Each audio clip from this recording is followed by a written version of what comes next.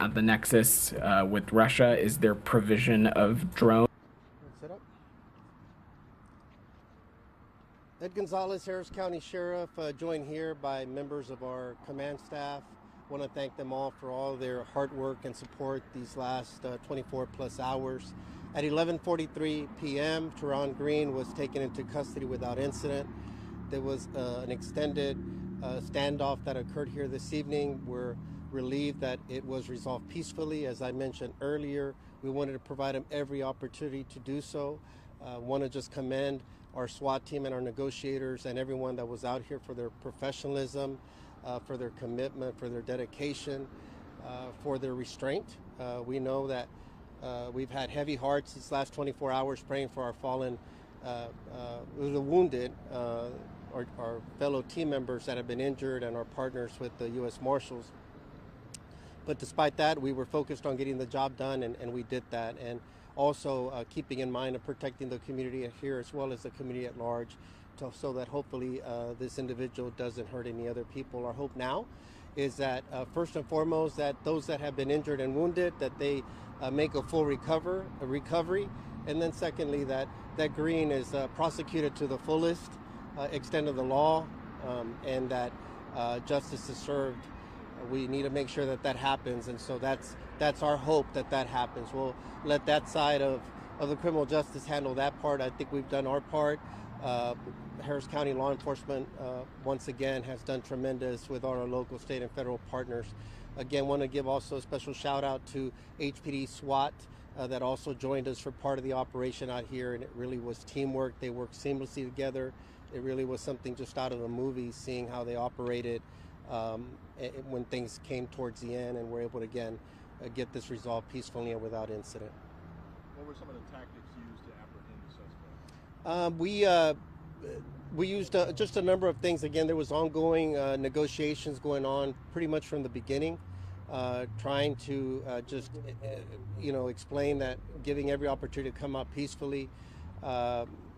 Green did not do that earlier, and so eventually just having to deploy smoke and other tactics. Eventually they were able to make entry into the home. They had to force entry into the home, and then eventually being able to get him out again without incident.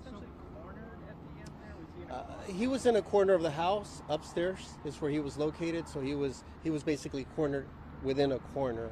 That's where he was at.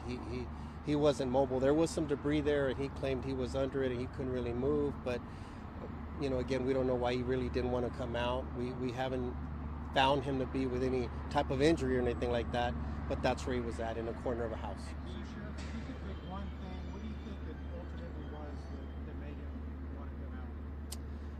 I can't speak for him. I just think that obviously he saw that we were going to be relentless. We weren't going anywhere. We had strong support out here. Perimeter was set, and I think he probably realized that it was kind of the end of the game at that point, and there wasn't going to be anything else to do. And so, again, we're relieved for those that took gunfire today. Was able to talk to one of our deputies that works that serves on that task force, and pretty scary thing. Thankfully, he was wearing his body armor. It happened really quick. As soon as they stepped in, they were meted by gunfire from Green. What's his status now? Is he going to the jail? Hospital? Yes, I think our investigators will be transported to Harris County Jail. Are you able to speak on who he was staying with at the time, or whose house it was? He was connected to the house by I don't know if it was a friend of the family or a friend of his. He didn't own the home or anything. I think he had been bouncing around different locations these last 24 hours. Obviously, we've been kind of squeezing in a little bit more and drawing closer and closer. And again, as I said earlier today, I had full confidence that very soon it was just a matter of time, just because I have a lot of faith in the team that works out here every day and dons the uniform, and they proved me right today. I knew it was just a matter of time. As a tradition, was the suspect handcuffed with the handcuffs that belonged to the deputy? Yes, by one of the deputies that was injured. I think one of the ones that was injured today. I think we had those. So, Sheriff, you mentioned that he was bouncing around. Do you think that after he dropped off the vehicle, he went to some other locations before coming here, or do you think he came here? We believe over the course of the last 24 hours, he moved around. All the specifics, there's been a lot of moving parts.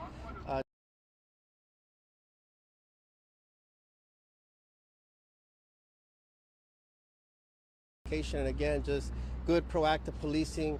We're able to kind of land at this location as well, and things moved really quickly after that with the shots being fired. And again, we're glad that no one was seriously wounded and that everything ended peacefully. Can you tell us anything about the machine that he was hugging at the end? It's some of the equipment that we have. It's called the Rook, and so it's one that we were able to deploy. And so between that and HPDs, we were able to launch a successful operation. It's complicated. These situations don't all are not all textbook where it happens a certain way. You got to improvise a little bit. And sometimes, something I want to also stress is sometimes we'll hear about different equipment that we may have, and sometimes there's the rhetorical question of, well, why is that needed?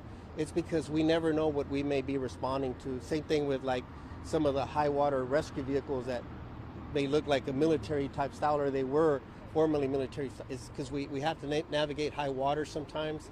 We have a lot of severe weather events here, and same thing here with the Rook. We want to make sure that we were able to deploy and protect our people doing the operation, but at the same time having the flexibility to make entry, especially with a second floor location, and not put more people in harm's way. So it all worked today, a lot of practice and training. That's why our SWAT teams are the best of the best. Were there any weapons recovered in the home, and is the Rook like the last-ditch effort for negotiation? No, the Rook is just one more tool. I think it was used more in a more kind of significant way, but it's just one more tool. The negotiations are always our first thing. Obviously, we're also deploying gas and other things in there as well. So it was the tool to use at the time, and I think that's all we have right now. Yeah, as far as the other information about weapons, we're securing the scene and everything, and moving into the next phase, which will be the investigative side of it. Now that we've rendered the place safe and make sure no one else is injured or wounded in there, so there's no way of telling if there's any weapons. There was a weapon because he obviously fired earlier on, but we don't know where that weapon's at.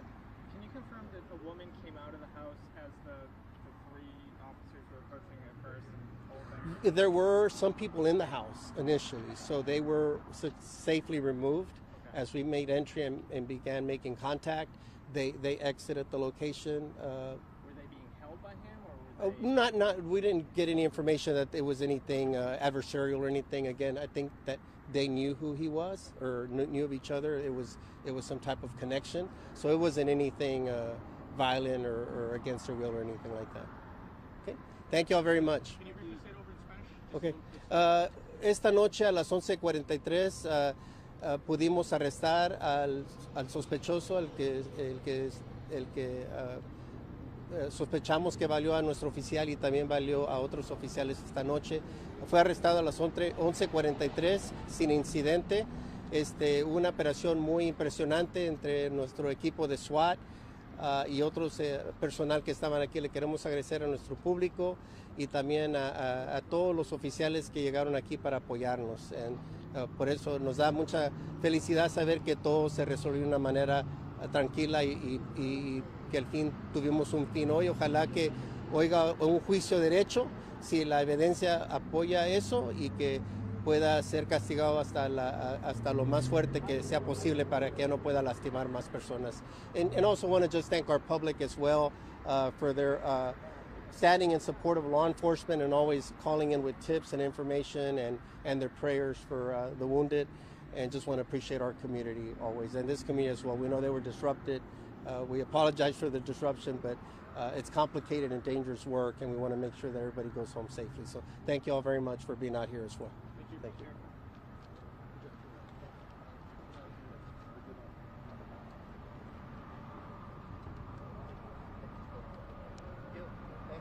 Hey, no problem, Sheriff.